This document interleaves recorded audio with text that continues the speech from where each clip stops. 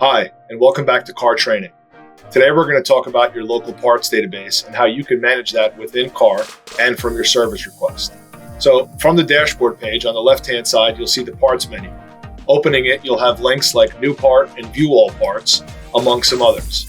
Clicking on View All Parts brings you to the parts list screen.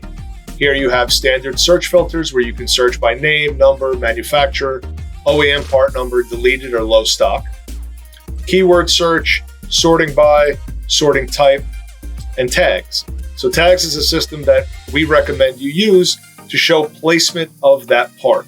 So here we have some sample tags, let's say shelf C2. So using the tag system, I can search for whatever parts are available or should be available on shelf C2, and it shows me that brake pad, part number, the price, my cost, and any quantity that should be on that shelf.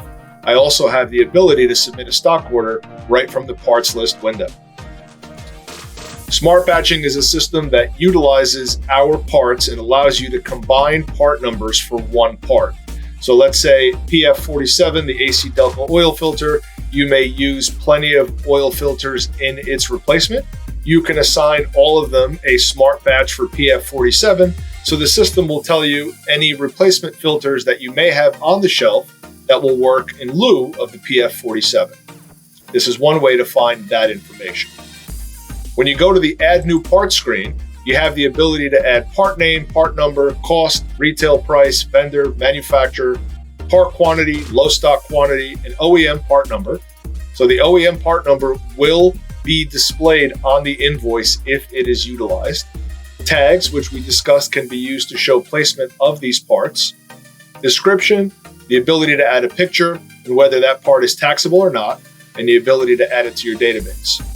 This is the easiest way to add a new part when you're not in a service request and you just may want to add parts you have available on the shelf to your local database.